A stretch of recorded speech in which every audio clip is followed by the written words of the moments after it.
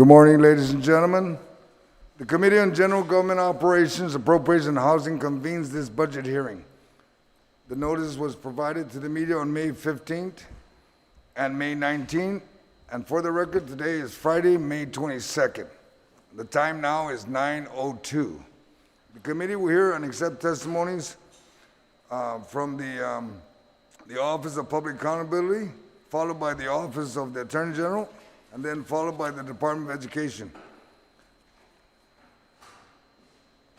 I'd like to thank my colleagues that have joined me today for this budget hearing.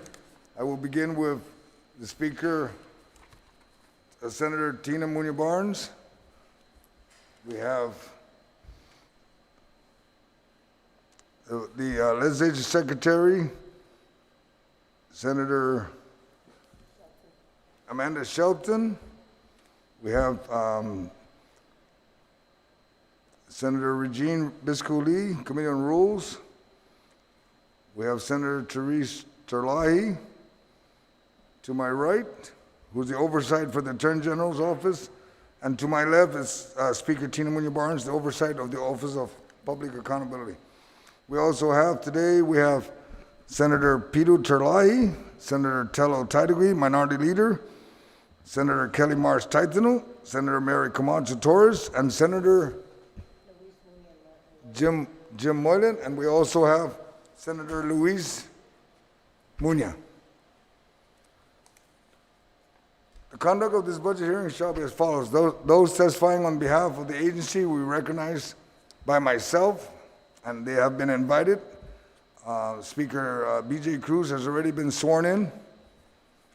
Written testimonies may be read. Written testimonies should be summarized to approximately 5 minutes, but Speaker Cruz, you have as much time as you need. Please provide our legislative staff with written testimony if you have for photocopy and to be provided to my colleagues. Testimony shall be confined to the substance. We're here to talk about your budget, sir, so if we can just stick to that. You'll be allowed to present oral testimony, which I know you're ready. And once you're done, please remain in the room for questions and for additional testimony as may be desired by the members of the committee. Proper form and decorum shall be practiced by all present in this public hearing room for these proceedings. Individuals who fail to maintain proper form and decorum may be restricted and from providing oral testimony or may be asked to leave or be escorted from the room. When you speak, please make sure that the microphone is on and that you speak into the microphone. And you please state your name. I would ask Speaker B.J. Cruz to please begin his testimony on his budget. Sir. Thank you very much, Mr. Chairman. Mr. Chairman, Madam Speaker, members of the Guam Legislature, I'm pleased to be here this morning as the Public Auditor to present the Office of Public Accountability's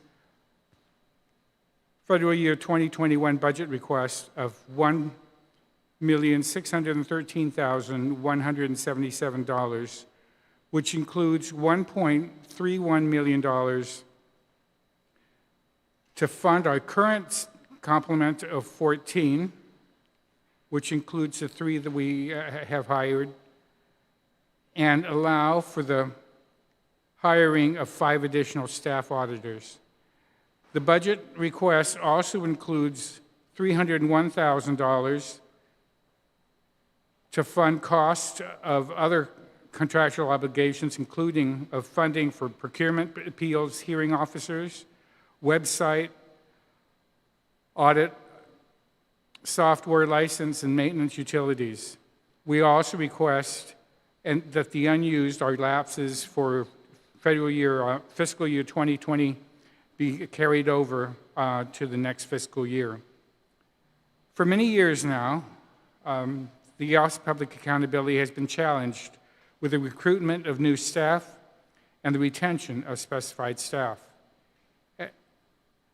Mr. Chairman, I think you know, since 2 of my former members of the Office of Public Accountability are on your staff now, that when I took office 18 months ago, in order to meet the reduced budget that we were given that year, I had to release 5 individuals. 2 of them are now with your staff, and 2, I believe, are with the hospital, and 1 is with a private firm. But we had to release 5. At the beginning of this calendar year, 2019, I had my full 11 auditors. Unfortunately, around Thanksgiving, I lost 1 to the Port Authority of Guam. She was paid $20,000 more than we could offer. Christmas, I lost 1 to the University of Guam because they offered her $30,000 more than we could offer. And that was even on top of the 15% certification pay that you allowed in the budget because she was a CPA. So it's been really difficult. And so we lost those 2. Since December, the office has been trying to fill those vacancies. I think some of you know how difficult it is to fill vacancies. It's especially difficult in the Office of Public Accountability because my predecessor had asked for autonomy in hiring, and so we weren't going to be using the Department of Administration for our recruitment and hiring. We sent out 2 RFPs to try to get a firm on island to do our HR work for us. Unfortunately, nobody wanted to take it. It was too small a contract. And I didn't want to establish an HR division within the Office of Public Accountability because it would be just a couple of people a year. So what happened was I worked out a MOA with the Attorney General's office and the Attorney General's office HR division, because they also have autonomy. Their HR department was the one that did our recruitment and did our evaluations. And that was done in January and February. And in March, I was finally presented with the names of 3 individuals to hire. Unfortunately, it was right at the very beginning of this crisis, and I didn't feel that I should put them on when they wouldn't be working from the office for their first, now, 2 months. Last week, in spite of the fact that the governor did not and does not find our office to be essential, I did call my staff back in last week. On my own, I asked that the staff come back into the office. We were working remotely, but it was now May, and we have 23 financial audits that we need to complete before June the 30th. And I'm sure you and especially Senator Terlahi, who introduced legislation to get the audits out 6 months after the end of the fiscal year, understands how important it is for you guys to make your decisions in the upcoming budget that we're just now starting, to have these completed audits. For the information of the legislature, since I took over the office, I've been insistent that we try to meet the March 31st deadline to meet the 6 months. So this last year, we did an RFP of all the contracts and included in the contracts a provision that mandated that all the audits were to be completed by the 31st of March, save for the GovGuam audit, which needs all the component units to be done first.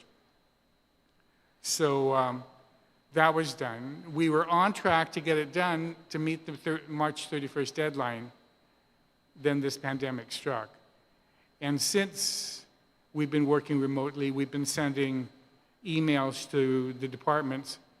Some departments are continuing to work, and some departments feel that they don't, and so we can't get some of the audits out because some of them feel like we've been sent out. One office even lost their office space and all their equipment. Or actually, I think 2.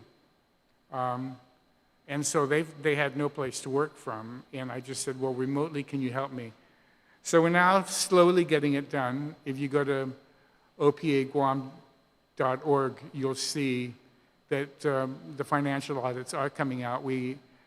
At this point, we have 11 completed of the 23, and I'm hoping that by the end of next week that we'll have another 6 or 7 done. And so it's been rough. And on top of that, so what we're asking for in this budget is just to get back to the calendar year 17 staff level, get back to that 18. I'm not asking for any more than that, and I understand that even that may be a little difficult, and I would be willing to discuss with the committee and the chair where we could compromise. I understand we had spoken offline before we started, and you said that you were going to be reducing the budget for the fiscal year. So if we can just keep the 14 that we now have, because I picked up 3 to replace the 2. It was an auditor 3 and an auditor 2, and since they were getting paid considerably more, I figured I could replace them with 3 rather than just 2, and use the lapse. So if we could just get the money to keep them on and keep the operation, that'd be good. But we also need to get more auditor 1s so that we can get more audits out. I really commend my staff for the fact that in spite of the reduced number of people, we've been keeping close to the number that they were turning out when they had 18 people. And so I'm very proud of the fact that they're still working and getting all the performance audits out. But we need the support of the legislature. Accomplishments of the office. Last year we did 9 performance audits, which wasn't bad. The most that has ever been done in the office was 12, and that was with a staff of 18. And with a 1/3 down, we've still kept close to it. The previous year, we were still able to turn out 12. We have oversight over 23 financial audits, and we'll be able to get all of those out. And as I said, we did the RFPs for 18 new financial services, financial audit services, and we did those RFPs. The Office of Public Accountability also does procurement appeals. And over the last year, we've administered or had 11 procurement appeals. We've been able to resolve 9. 6 of them were by decision, and 3 were by dismissal. So we have procurement appeals that are ongoing that the office still has to do. And that's additional work that the auditors have on top of their audit responsibilities.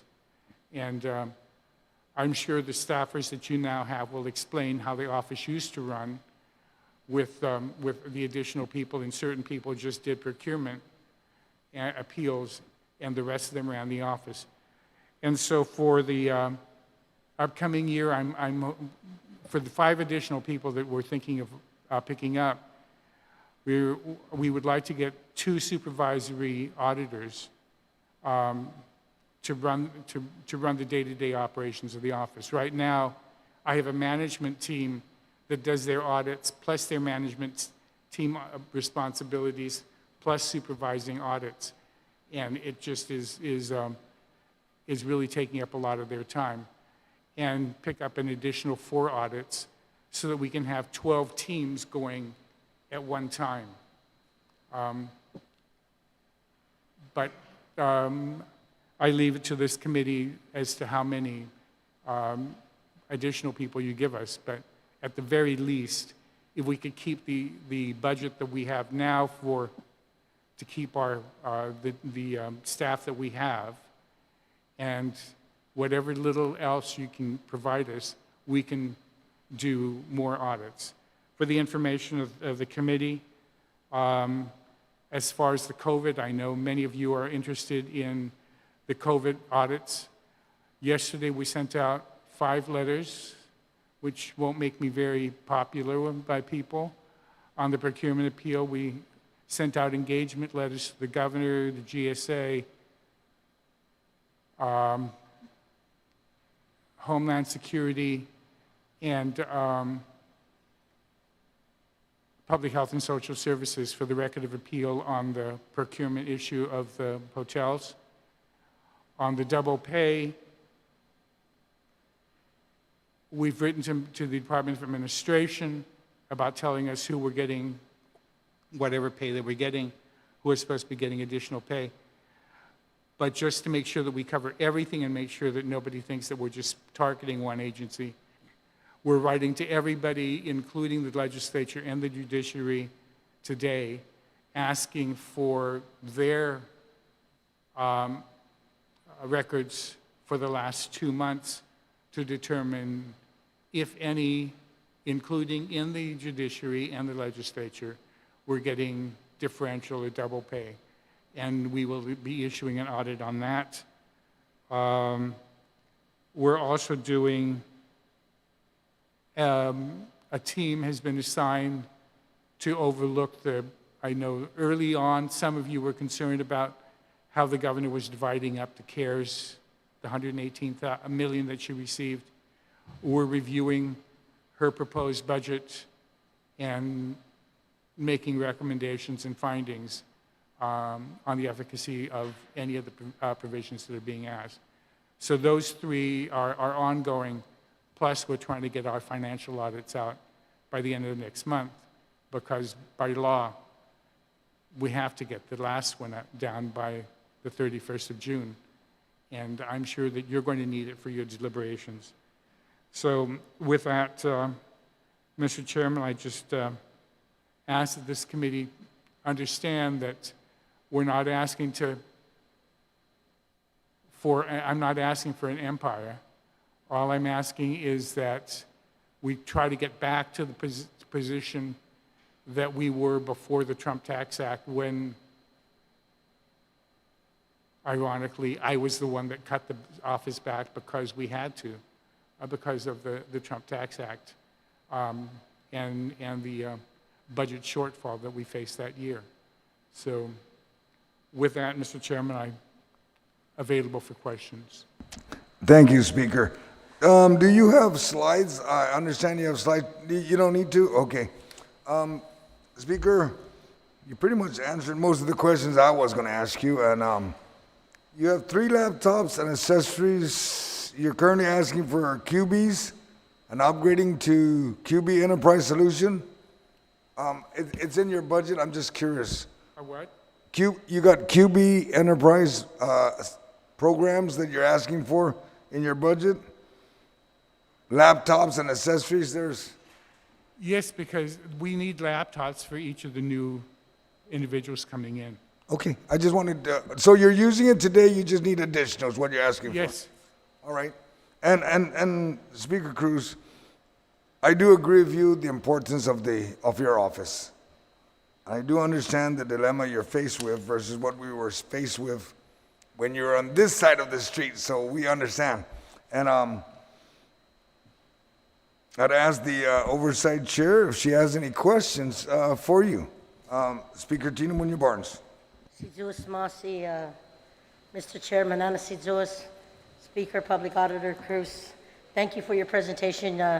You did answer in your presentation some of the questions I had as it relates to COVID and the staffing and literally, if worst case scenario, what would happen if you had a rollover budget, and your request to at least keep what's presently there, I think suits well for me. I did want to ask, just based on what has been said today, is the COVID-related audits anticipated? Are you ascertaining any federal funding? Have you been provided any federal funding for any COVID-19 audits to come, that will come up? I understand that in the governor's $118 million, that there's $3.9 million that was going to go to the Office of Attorney General, my office, the Office of Public Accountability, and some others. I'm not sure how much of that was supposed to come to us. Okay. I am a little leery about accepting money from that because I don't want to have to audit whether or not, and I don't want you questioning my audit because of the fact that, our independence was impaired because we received money. I don't want to grow the office to a point where after this is over, I don't know what we're going to do with the people. I think my great staff is really working hard to try to do everything that we were able to do with 18 people, and there's only now 11 of us. But with the 3 new people that we're going to be putting on in the next week, and the new audits that we're going to be doing, I think we'll be able to work. I would like to get additional people on top of that so that we could have more audits. Because the way that things happen at the office is an auditor 1 is the investigator, and the auditor 3s are the supervisors. And so right now with 5 auditor 1s currently on staff, there's 5 teams that are out there. I can run 5 audits simultaneously. The 4 auditor 3s could supervise 8 people, could supervise 12 people because they're just supervising and overseeing that. So if I could have 12 investigators, if I could have 9 investigators out there, my 4 auditor 3s could be supervising 9 different audits as opposed to just 5 at one time. Right now, they do 1 at a time, seriatim, and let me tell you, you know the speed that I work. And I'm driving them crazy because I want things done yesterday when all the rules of GASB demand that certain things be done. I mean, really seriously. That's my biggest frustration, is that I will see an audit that looks perfectly good, but under the rules, they have to go through and they have a quality assurance review that they have to do. And so what happens is the QAR will go through, and you have to, in one of the programs that we have as teammate, the quality assurance auditor, the auditor 3 that's supervising, has to go through and has to be able to find proof of every sentence and every number that you put in the report. They go through that with a fine-tooth comb, and they mark everything. Every number, I can find it on this document. This sentence, I can find on this document. And they won't release it unless they can find all that on a document. And it goes back and forth, and sometimes QAR takes weeks. When the initial investigation took months, sometimes it takes QAR weeks to get through. And then it has to be cold read before we can release it. Same thing with our financial audits. Though it's done by outside,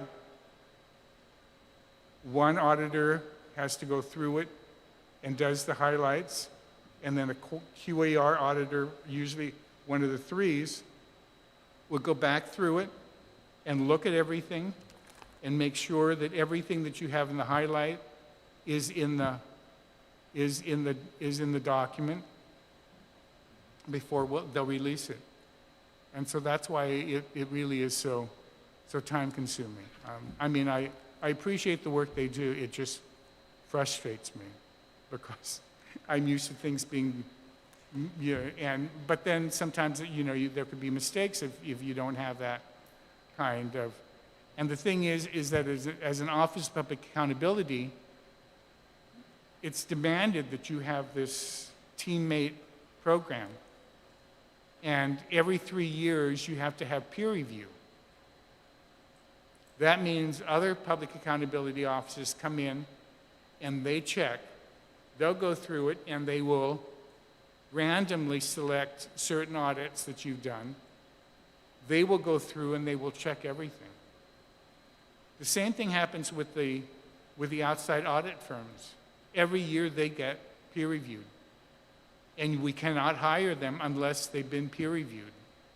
And peer review also requires the staff attend 80 hours of continuing education. Professional education. 80 hours every 2 years. So on top of all the work that they're doing, we have to set aside time to attend classes, to attend all kinds of other things to make sure. This next month was supposed to be the peer review for the Guam Office of Public Accountability. Unfortunately, because of the fact that any team of auditors coming in would have to be quarantined for 14 days, the General Accounting Office in Washington, D.C. issued a directive that extends the date of your peer review by 6 months. So hopefully sometime before before December 31st, we open up enough so that someone can come in and check all of our audits and do the peer review for the office. And because otherwise we'll lose when you lose standing and you don't have your credential, it affects the credibility of your audits. Thank you very much, Public Auditor Speaker Cruz, for that. And I know that the work that you and your team do is invaluable for making sure that the accountability of our government is adhered to. And Mr. Chair, I just want to say as the Oversight Chair on Public Accountability, I think it's important that the request that's made, that we work within those parameters, knowing that the urgency and knowing that our community wants to see the accountability and that the work that's being done within our government, that there is that check and balance. So I support your efforts, Public Auditor, and I know that you will not ask for more than what you really need. And the presentation you have shared with, at least with me as your chair, is at least a fair request to this body. So thank you for your presentation, and thank you for sharing the work that you and your team do and the check and balances, even on that side as it relates to the accountants and then the supervisors that have to work together and have to cross-check each other's work. So thank you very much. Mr. Chairman, if I could just make one follow-up comment. Yes, please do. I really am proud of the work that they do, but I really would implore all of you to take the time to read some of the audits. Really seriously. The financial audits that we're putting out right now, if you just take the time to, don't read all the numbers, if you take the time to read the management discussion and analysis, which is anywhere from 3 pages to 13, 15 pages in the middle of the audit, you will find out what every single department is doing. If you wondered, what does this department do? Reading the MD&A will give you all the background that you need to know on any given department that is being audited. And if you just take the time to read some of our performance audits, the performance audits start with a recitation of all the law underlying any kind of agency or anything that we're doing. And that gives you all the background that you need on any issue, you know. I thank Senator Chalahi. She read the audit on the Cancer Treatment Fund and introduced legislation to correct the problems in that. The audit that we did on use tax. Those of you that haven't read the one that we did on use tax, I ask you to please read it.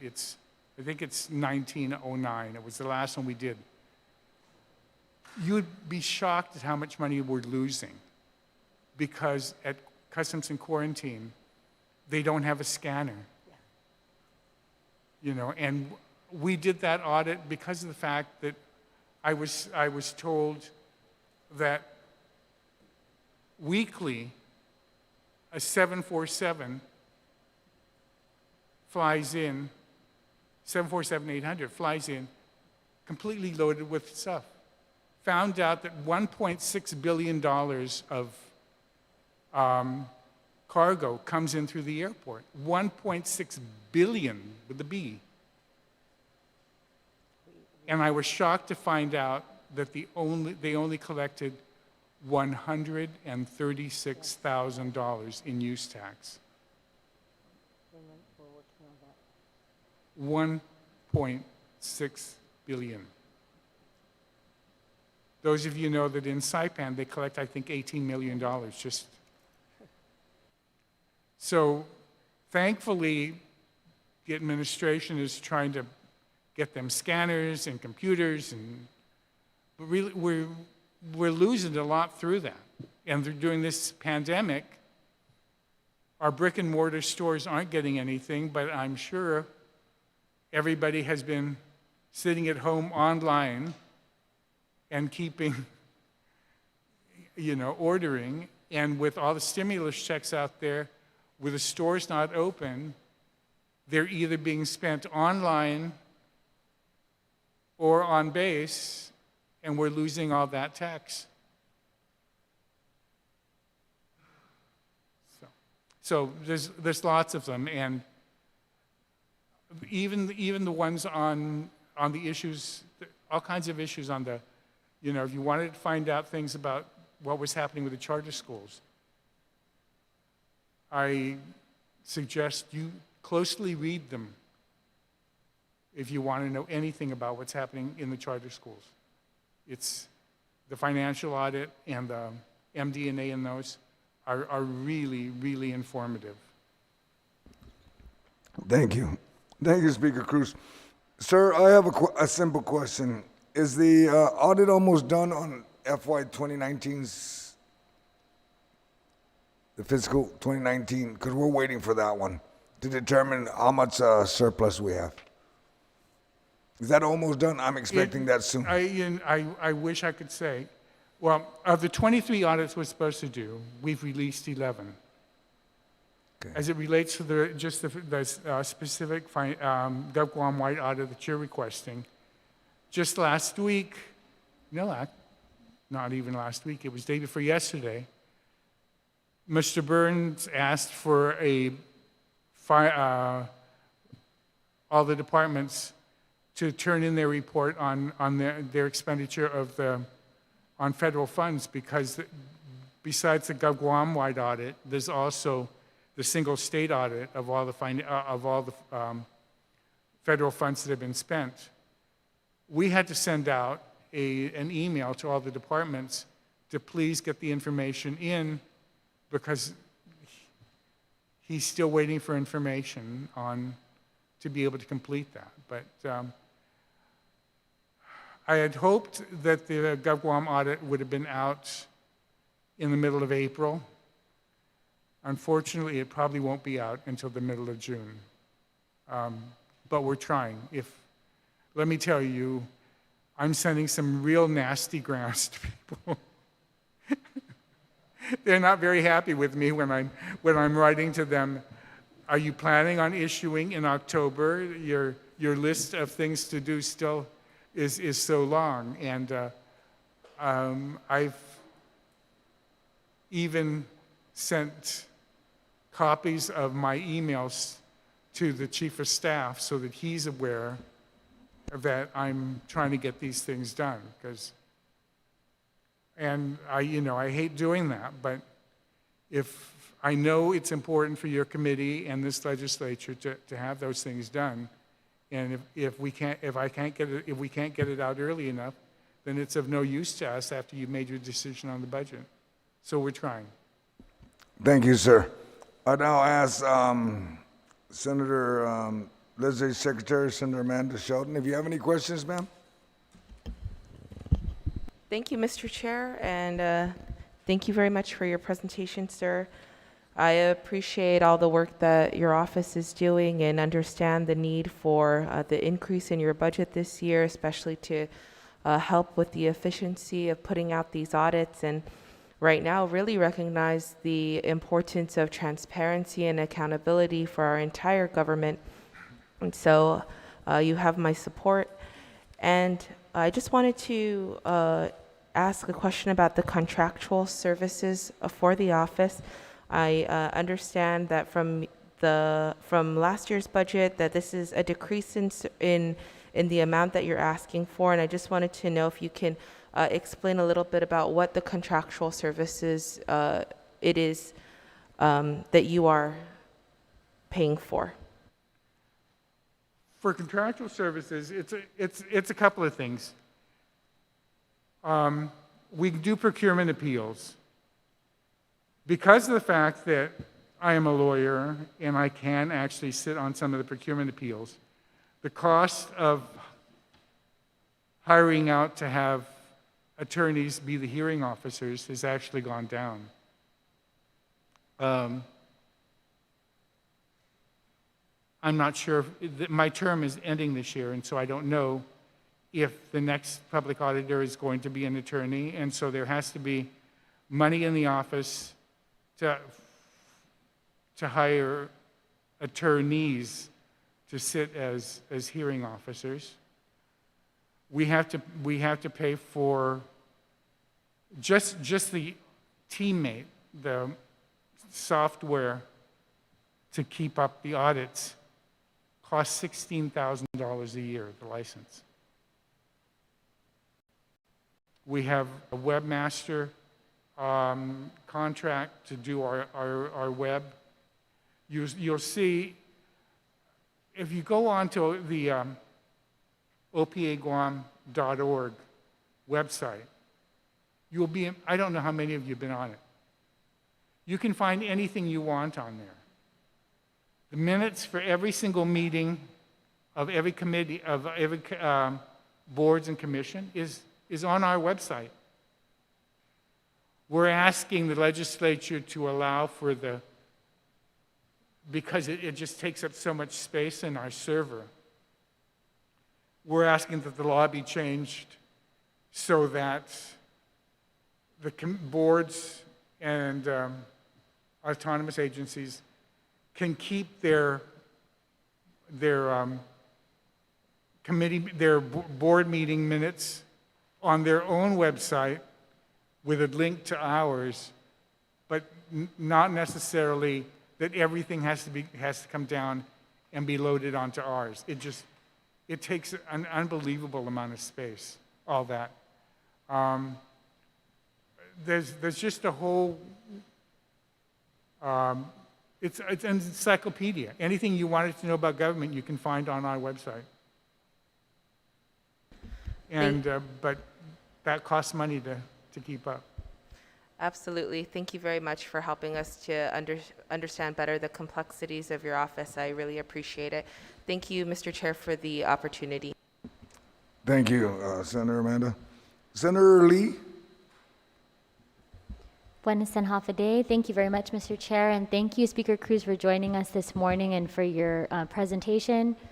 It's great to hear that OPA is reviewing the Gov's CARES Act budget, and I just wanted to ask you if you could provide this committee with a little bit of a timeline and maybe an estimate for the pandemic audit.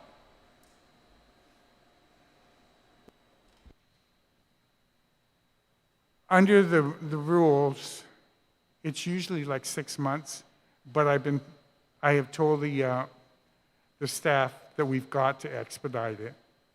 And so I'm hoping that we should be able to get these out before the end of the fiscal year. And do you have an additional budget for that set of work? We're working just with the budget that we currently have. As the speaker has asked, whether or not the office has been provided with any funds from the CARES Act. I saw in the newspaper that we may be a recipient, but I've not received any notification, nor has anything been transferred into our account. Thank you very much, Speaker Cruz, and thank you also for the reminder for myself and for all of our colleagues to really go through the OPA audits very thoroughly. I agree that the management discussion and analysis portions are very informative, and it really can help this body to have a clear picture of what's going on in our government. And we can hop on your website if we want to learn a little bit more. But thank you very much for being here this morning, and we'll look to see what we can do. Work with the chair to at least, as you requested, keep your current staffing intact. Thank you. Masi. Thank you, Senator Lee. Senator Therese, and you'll be followed by, we'll start with Senator Therese Terlai, please. Thank you. Thank you, Mr. Chair. Thank you, Speaker Cruz, and for the good news and all the work that you and your office have done.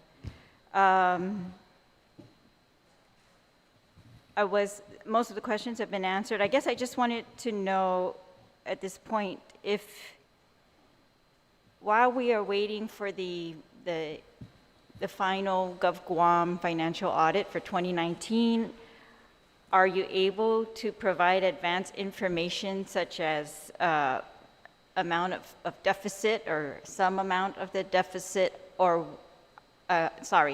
which parts of the deficits have been paid versus the past audit, and or what potential amounts of excess revenue might be realized or recognized?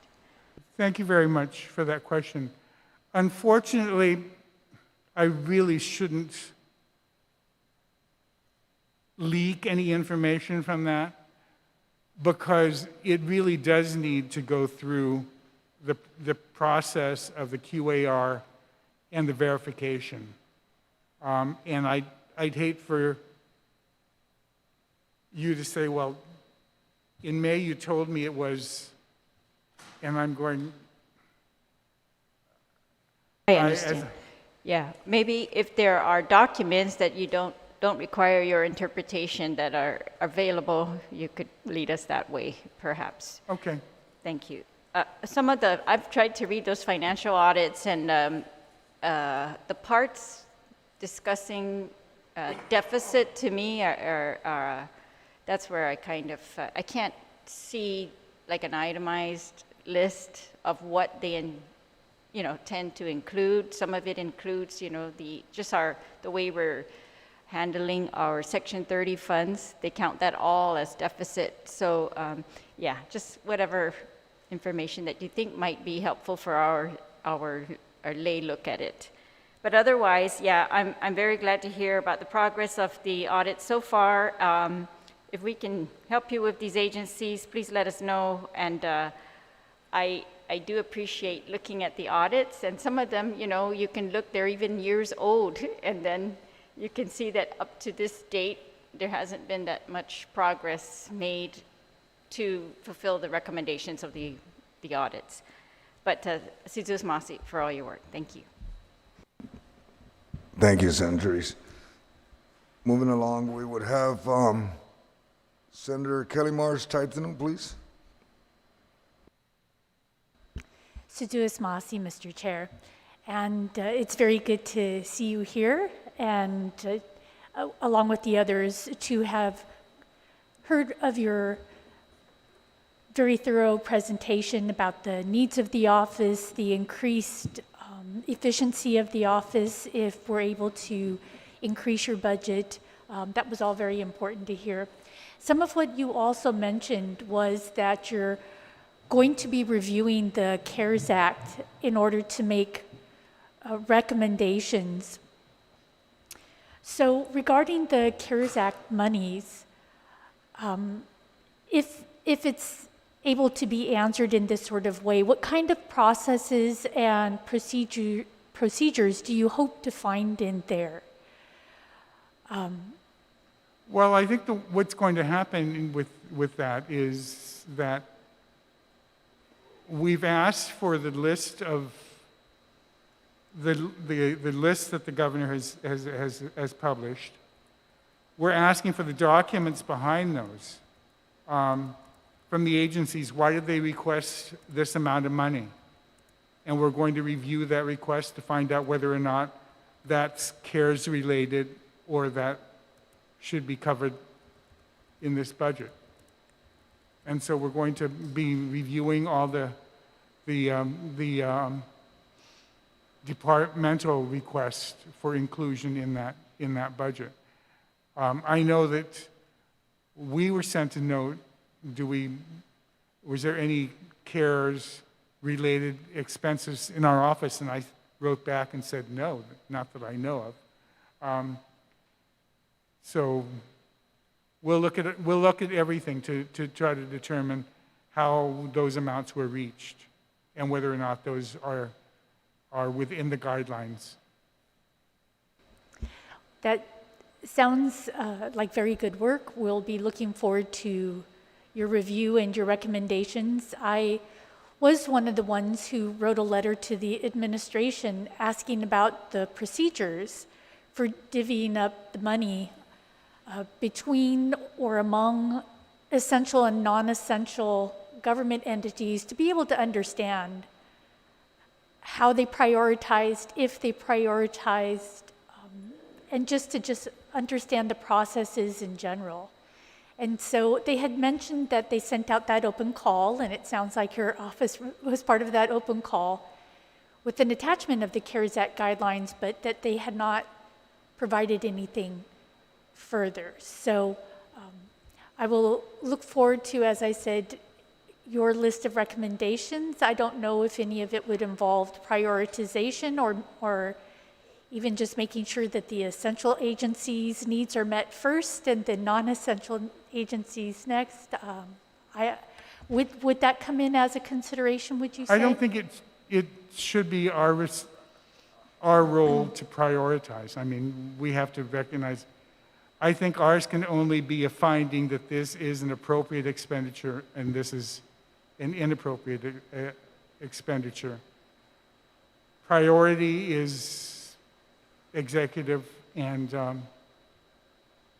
we shouldn't get into that. It's just whether it's within the guidelines or outside the guidelines, end of sentence.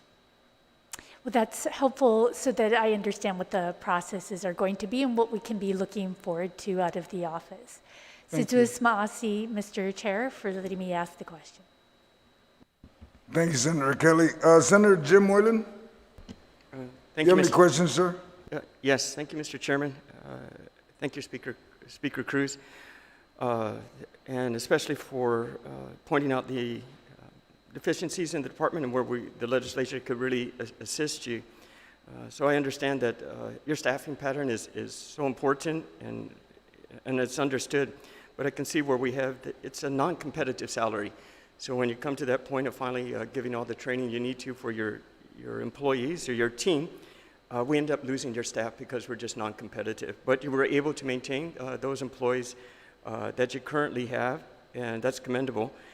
And to the extent that you also have had the ability to hire 3, but you, considering the budget shortfalls we have now, you decided to put that on hold. So thank you. And eventually we hope to hire those 3 that you so wish to. Versus what I've seen in in Adelup, for example, we've hired non-essential employees like directors and deputy directors. But you, as the auditor, have taken it, the situation with great importance of following a budget and helping the government of Guam by maintaining and still being able to perform your duties.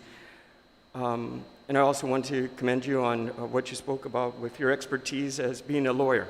And on page 14 of your slides, you expressed how you're able to save the government money and over some of the procurement appeals hearings without the need of contractual hearings. The fees for fiscal year 2019 were $33,540, but the prior year was $60,379. So you saved over basically close to half of that. And prior years on your slide, back in 2015, it was as high as $90,000. So I think the people of Guam are very fortunate to have you with your expertise in that department with that ability and those qualifications. So thank you very much, Mr. Speaker. But also, on page, I believe it's 10 here on your slides as well, you discussed about the performance audits that you do. And I appreciate that all the information with the website. I just want to reiterate your website there. I believe, I just don't recall. But the website is so important. And on your slide, on page 10, one of them that you highly noted is the report number 1902, where of this amount, the OPA question in 1902 refers to the Department of Administration Special Revenue Funds. And of this amount, OPA questioned the cost of $38.94 million, which was related to the Special Revenue Fund expenditures, is non-compliant with the legislature purpose. Other reports that you had regards FESPAC, village streets, property tax, tobacco tax, and what you also mentioned earlier, use tax. And I appreciate the importance that you placed on the use tax, where the government is a situation in dire need of funds, where we know the general funds are extremely limited right now. But if we properly do what you're advising us in the audit of the use tax, how much more revenue we can help generate. So I think that's important that we really look at this as a team in the legislature, and that how detailed you made your reports. You expressed the teammate and the Q&A that is done.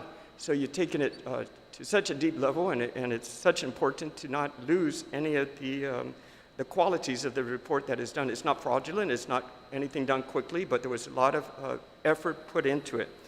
And I think what you're really expressing to me is, what are you going to do with it, Senator? And that's an important fact for me, especially. It's like, I had to justify the purpose of your department being open. If this team comes before us, your team comes before us, the OPA team, and does all this, what have I done with your reports? You're basically saying this is how we can help the island. So help the island, Senator. Help by introducing bills or by changing measures or whatever we have to do. But don't take your reports unlikely. And I appreciate that most importantly. And I'm hoping from this that it would help with me and my discussion with my colleagues to prioritize, when we do come to session, these types of reports that would help our island to move forward. So I'm whatever I can do to assist your department and I thank you for trying to maintain the 2018 staffing levels, but to move forward, but more importantly, to do something with the work that your office provides for us. So thank you. Thank you very much for your efforts. Thank you, Mr. Chairman. Thank you, Senator Jim. Senator Pito, do you have any questions, sir? First off, I want to thank the speaker for joining us this morning. Mr. Speaker, you had mentioned that your operating budget is about maybe like 613,000 plus. And actually you started out with about 18 numbers of employees. So is it safe to say that additional of 7 employees would be just about the right numbers of employees that you would need to really satisfy the overwhelming job that you're doing right now? Ideally. Okay, so with that, Mr. Speaker, I just want to say that I will support any additional employees that you might be requesting in the future. Thank you very much. Thank you. Thank you, Senator Pito. Senator Luis, ma'am.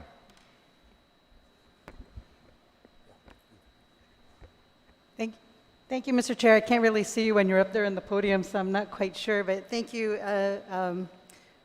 for allowing me. I just have one simple question. And first of all, I just want to thank you, Public Auditor and Speaker BJ, for your presentation. I miss seeing your face in these halls, and it's nice to see you outside of a state funeral. Also, I believe that the 1.6 million is a great investment to the government of Guam because you help us to discover and uncover opportunities for us to get more revenue into the coffers. So I appreciate your budget presentation here. You did mention that you would like the unused FY 2020 funds to carry over. At this point, do you have an estimate of what that number is of unused funds that you have in your agency? It's probably less than 60. At this point, so At this just an point. estimate. And so if there were more, then you just want that opportunity to carry it over? Okay. Okay, and then you said you had, I believe you said you had 11 staff now, and you're seeking 5 more? Is that what it? Well, I started the year out with 13. 2 left, so I only have 11. I'm trying to pick 3 up to replace the 2 that left. And I'd like to pick up an additional 4 or 5 after that. I'd just like to get back to the level that the office was operating before I got there. Okay, okay. I just wanted to clarify some of those numbers, and thank you again for pointing out some of the areas that we can review the reports, because it could be kind of daunting looking through all of those numbers, and so thank you for pinpointing again where what we should be paying attention to, although we should pay attention to the entire report, but for us to get an overview of what your hard work is producing, thank you for allowing us to view that. And again, thank you, Mr. Chair. That was my questions. Thank you. Minority Leader Senator Talataiwi. Sujus Masi, Mr. Chair. Good morning, Mr. Speaker, BJ, my friend. You're doing an excellent job. I want to thank you so much for what you're doing with the amount of employees that you do have on your staff. You're proving that with less you can do more, because in your report you stated that you've been able to, from prior times, the 9 performance audits report with 45 recommendations versus 12 in past prior years. So you're proving that point, that doing more with little less, which right now we're in a crisis that may require that. And I appreciate that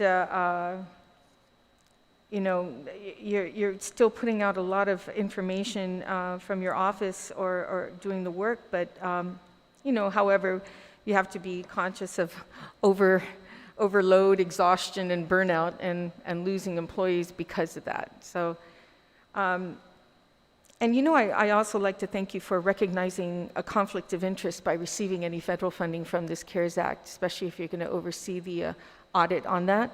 That's a very good move on your part. I think it's true to form, even though your office does need this funding, and I think this legislature should continue to support your office to provide whatever you need to do to bring accountability to our government. I'm anxious to see in June that audit report that you're talking about, very much so. Hopefully you can get out sooner, but I'm not going to push too hard. But you also mentioned earlier that to look over the audits that we do. I do read some of your audits. In fact, last year I introduced legislation based on one of your audit reports, number 1902, in fact, about special funds that are basically inactive. And I introduced legislation, and I found out that this bill is actually in your committee, Senator San Agustin, in his committee. So I'm hoping that he would put this bill out and have a public hearing on it so that we can do just that.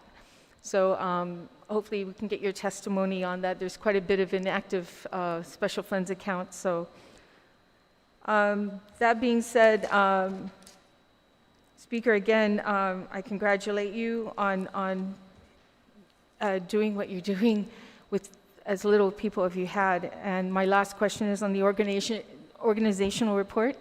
As you mentioned in your opening statement, the positions to be filled, and this is based on the budget that you provided us. You're looking for the new accountability auditor, and I'm looking at the areas that are vacant here on this report, right?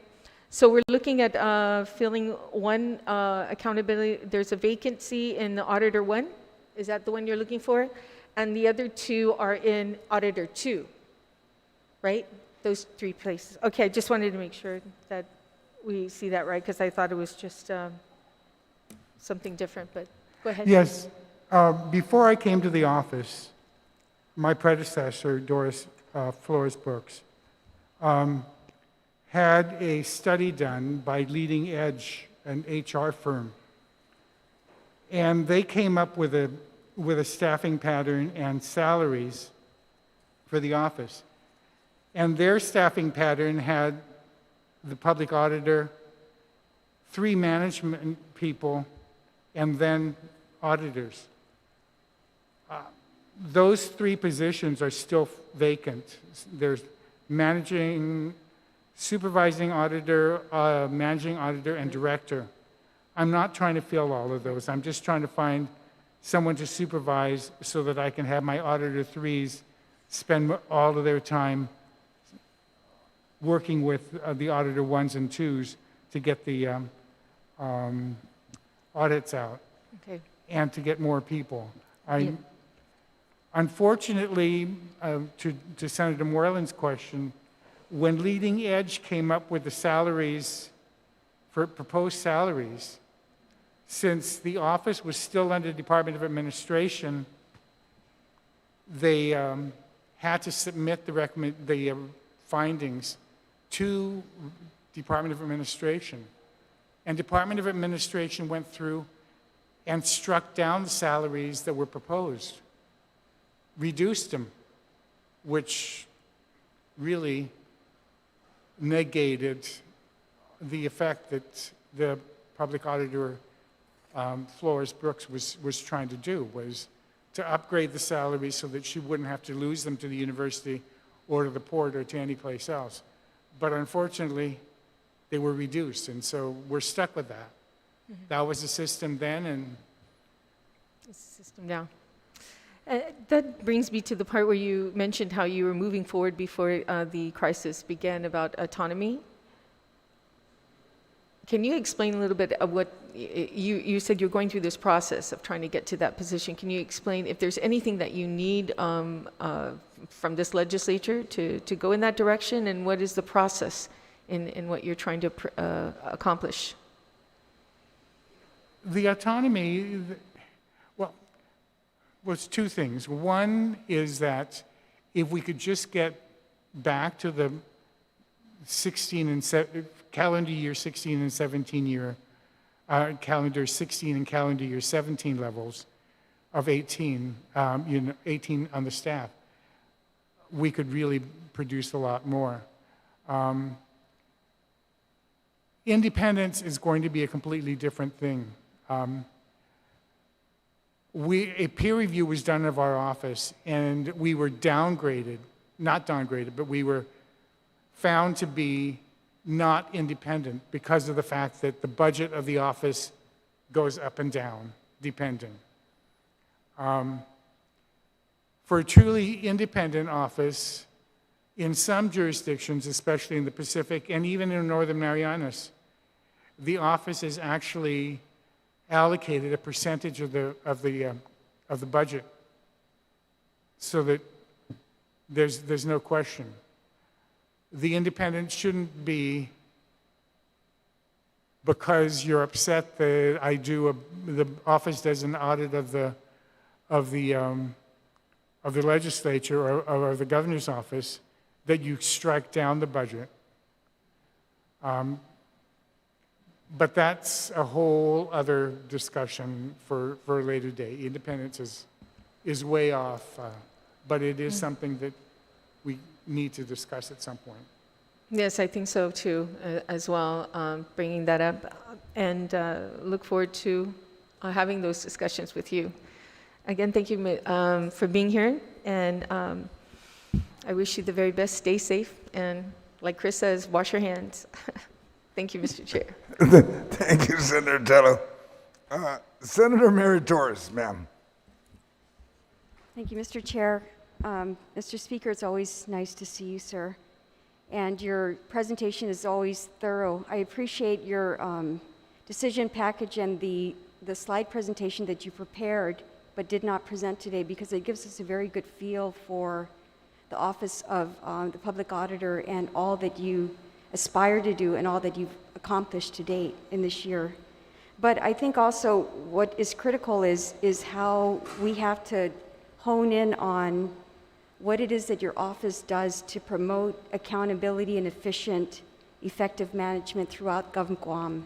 I think in these austere times, that is a very critical function of the OPA, to highlight where things are not quite up to par and where they can be improved.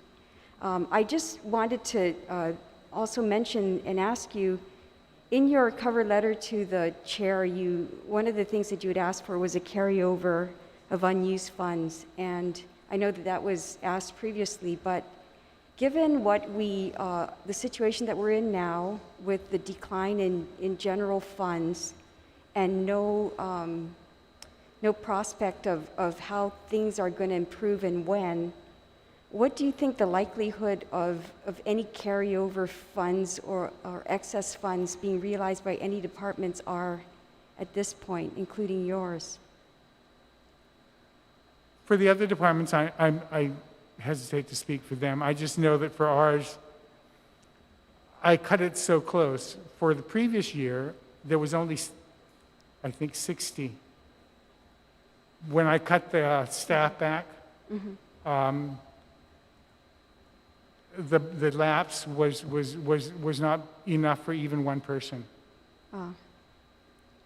So I cut it back just enough. But that was the way that the civil service rules were, that I had to get rid of the unclassified before I could get rid of, before I could also release the probationary employees. Otherwise, if I kept both of them on, I would have been overspent. Right, and I recall that. And yes. so I had to cut back. And I'm not just trying to build the office back up so that it can continue. I see.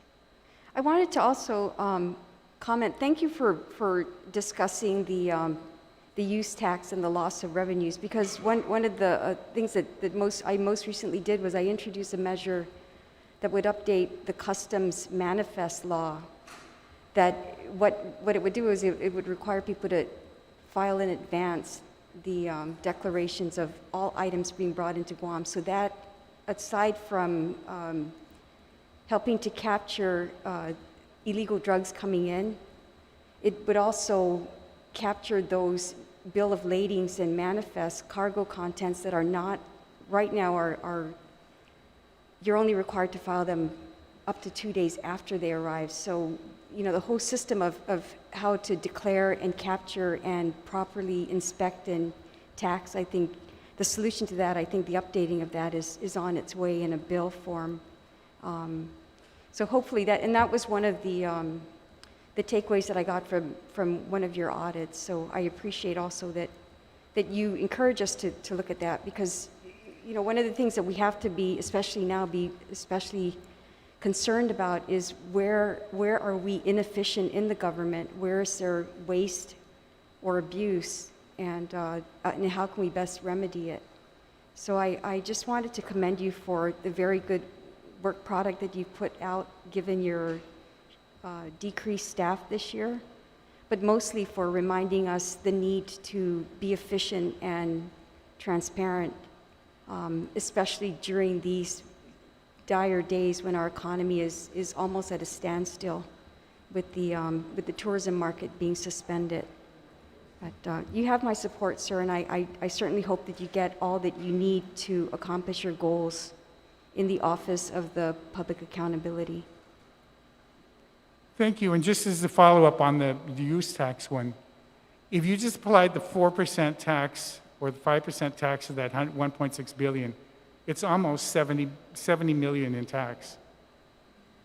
If you take out exemptions, but whatever, it could be as much as 70 and maybe as low as 30. But it just needs an investment by the legislation and the administration of scanning machines.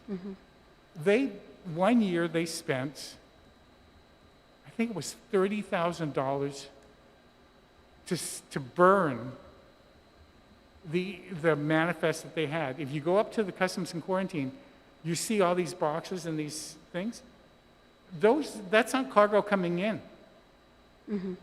Those are just the invoices that came in that they're keeping in boxes. All right. Those should be electronically saved rather yes. than all that wasted time.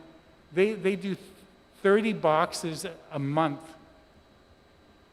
And that's one component of Bill 360, in addition to advance filing prior to it coming. Yes. You know, and those are the things that you point out. I mean, we're wasting and we're not doing it the way that we should. Capturing things and ascertaining what is legitimate product, what is regulated and taxable. Right now, we know, when you were part of this legislature, we had the issue with the stamp tax on cigarettes, because a lot of cigarettes were coming in illegally, or they were being resold from, for example, cigarettes that were attained through military sales that are not deemed to be resold. And you know, those are the sorts of things that we aspire to do, but you're correct, it requires an investment, not only in revenue, but in will by the government to see these programs through. And I just wanted to thank you for reminding us and for being on top of it, because unless we heed your good advice and the findings of your auditors, we're never going to advance. And we're always going to be in a situation where we're bottom of the barrel, scraping for whatever we can scrape at, because we haven't planned efficiently and we haven't stuck to our plans. So I just wanted to make that comment. Thank you, sir. Thank you, Senator Torres. Speaker Cruz, on your slide number 15, please communicate with your oversight or my office that you mentioned that certain mandates be amended. We'll work together, Speaker. We've done that in the past. We can do it. We can continue. Thank you. Okay, so that being said, the committee has heard your budget, and we will be communicating with your office and with the committee on how we can work towards your self-inflicted reduction to increase it back. Okay, Speaker? We'll work with you. Okay? The committee will continue to receive testimonies for the next few days. Please address your written testimony to the Committee on General Government Operation, Appropriation, and Housing, and submit it via email to Senator Joe S. and Agustin at gmail.com. Jesus Marcy for your attendance and participating in today's hearing. And for those at home, thank you for watching. The budget hearing on Bill 282-35 LS relative to the Office of Public Accountability is now adjourned at 10:15. Thank you, ladies and gentlemen. Thank you, Speaker. And for my colleagues, we will begin the Office of the Attorney General at 10:30. So we'll just take a 15-minute break while they set up.